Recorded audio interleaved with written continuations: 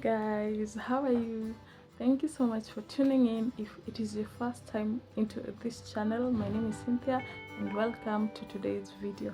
Remember at the end of this video to give it a like and subscribe if it impresses you. So in today's video, I'm going to talk about 4 things that I've learned about my tribe that I never knew they did, and they are shocking. If you're Luhya, you will definitely be impressed.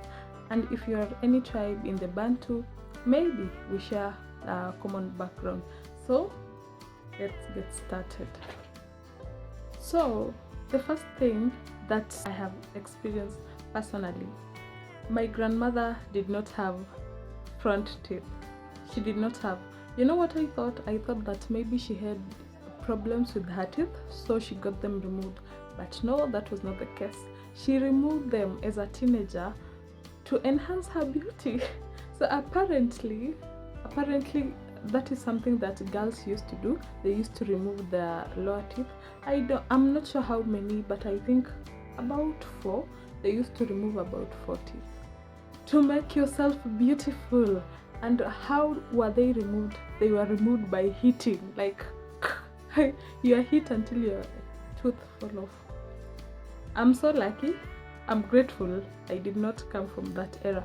But apparently even in, let me say that was around 1940s, 1950s when she was a teenager, and it was not something that the community actually wanted to continue with. So it was done away with, but they used to sneak and go get their teeth removed. Could you have snuck out to go get your teeth removed? I could. I don't know. The thing is, I don't know, because maybe if I was there at that time, I could have said, yeah, I also want to look beautiful, and then get this big tooth removed. Anyway, yeah, so that is one interesting thing that I've learned. The second thing that I've learned that was done is body tattooing. And how were these tattoos made?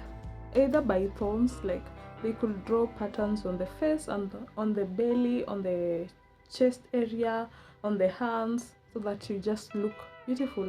So this one, my mother told me her grandmother had them. Maybe I don't know if I will find a photo of her grandmother.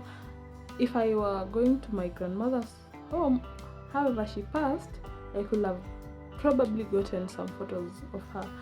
I think the body, whoosh, I'm Luhya, guys, the body. I think the body piercing was done by both men and women, but I'm not sure. But my mom told me that her grandmother had like those tattoos everywhere, like in the face, like maps. And I've seen this thing in South Sudan. Like South Sudan people, they also have these marks on the face, and then on the thighs, on the hand. I think it was a similar thing. You know, we are people of the same background, so probably it was the same thing. The other thing that I learned, which was also told by my mother, was the burial. Now this one might be different for different clans, because like you know, Luhya is made up of different sub-tribes which are made up of different clans. So there is this clan, the people who descended from a person called Sakwa. They were the kings, the Wanga kingdom. So the descendants, the kingdom people, let me say the kingdom people, the way the burial used to happen was like, if someone dies, the person is buried inside the house. You know, like they used to have the grass thatched mud house, so the floor, they used to dig into the floor, and then they bury the person, and then after some years, maybe around 7, I'm not sure how many years, but after a while, they used to remove the bones of that person.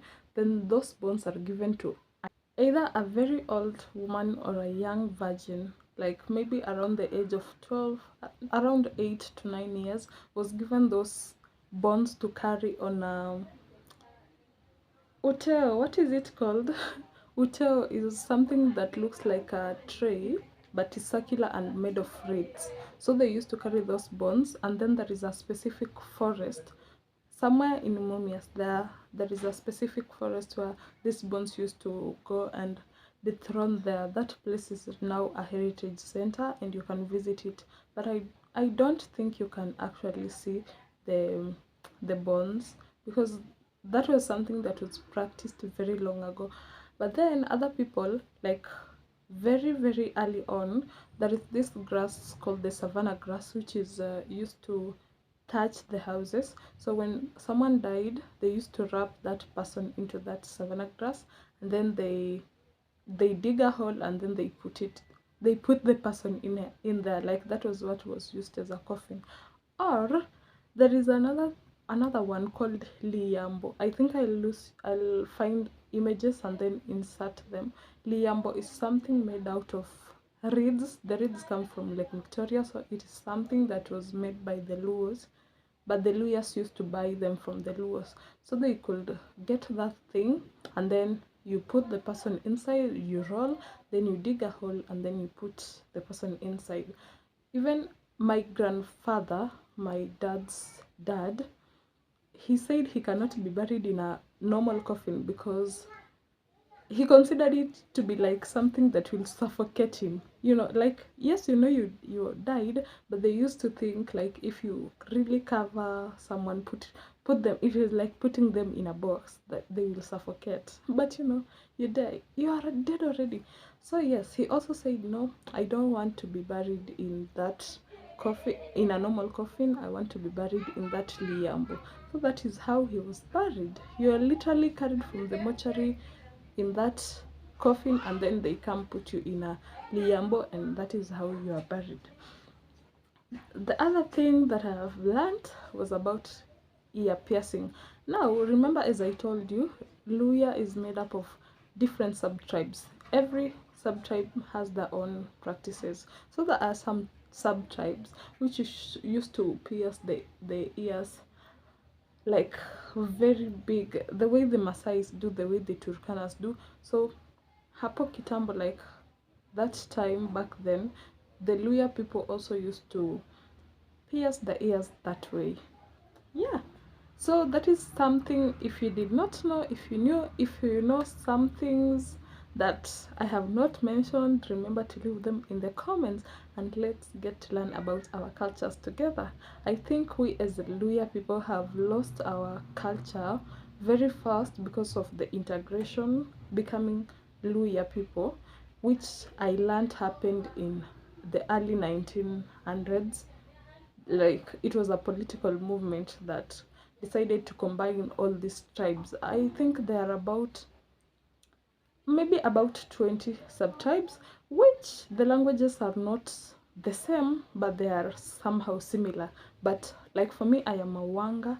If a Maragoli person speaks, I don't really understand what they're saying. If a Bukusu person speaks, I don't really understand what they're saying, but they're kind of the same.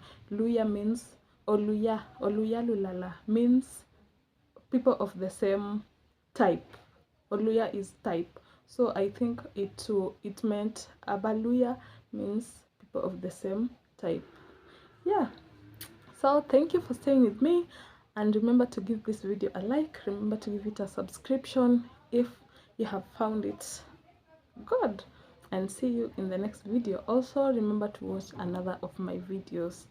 Thank you guys, and see you next time. Bye.